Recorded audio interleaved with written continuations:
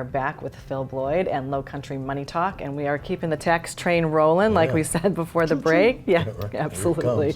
So there are some other ways. We talked a little bit about converting to Roth IRAs in the last segment. Let's talk about some other ways we can kind of alleviate some of those taxes. All right. So one thing I find, Betsy, is people tend to have too much in their checking account or savings account. There's a lot of problems with that, but people like that because it gives them that security. Right. I wouldn't like it too much because I know I'm not getting much of a return, if any, on that. Right. So the one thing we need to do when we're in the environment that we're in now, we need to look at ways that we could save in taxes and other expenses. Right. And how does somebody know if they have too much in their checking and savings? What's the rule of thumb there? Usually we want 6 months expenses. Okay. Not 6 months income, but 6 months expenses. Combined between the two. Right. Okay. And then what I see is I'll see people that come in and I'm like, okay, your expenses are $3,000 a month. Why do you have $250,000 in your checking account? Do you have something going on that I don't know about? Right. You know? So especially in this environment, we need to be careful with that. Absolutely. Because people may be taking these distributions from their IRAs, maybe excessive distributions, more than they need because they're just used to doing it. We need to stop that because that's going to cost us more in taxes. And right now in this environment, there's two areas we really want to concentrate on saving. Taxes and expenses is related to investments.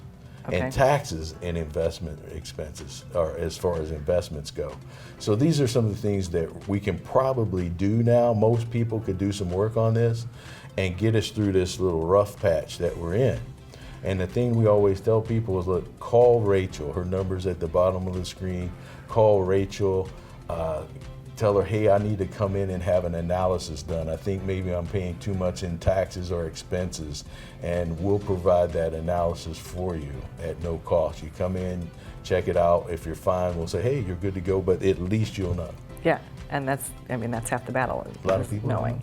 Yeah. And well, so let's talk about, you mentioned distributions, because you do at 72 plus, you have to have your required distribution every year. But there's a way that you can get around putting that into your checking and savings account if you don't need to. Let's talk about that. So let's say I'm contributing to a charity. I'm over 70 and a half, but maybe I'm 72 and I have to take required minimum distributions. I don't really need the distribution. But let's say I'm used to just writing checks out of my checking account every time I go to church, and over time, maybe for the year, I'm donating $5,000 or more to charity. Well, I can have the $5,000 come directly out of my IRA and go directly to my charity, and then it doesn't count as taxable towards me. But it will count towards the required minimum distribution. So why would you just, write checks out of your checking account that you've already paid taxes on? Then you're going to have to take your distribution and pay more taxes. More taxes, right? So let's not do that. Let's have it go straight from our IRA to our charity. And even if you're over 70 and a half, you can still do that. Even if you're not taking the mandated distributions, but you're writing a charity, have it go from your IRA. And the reason I want you to do that is because you're accumulating too much in your checking savings. Right. And you need to use that money in your checking and savings for your income because you've already paid taxes on that. Right. And if your checking and saving is more than 6 months expenses, slow down where all your income's coming in. Maybe you're cashing out certain equities to take income, but you have too much in your checking and savings.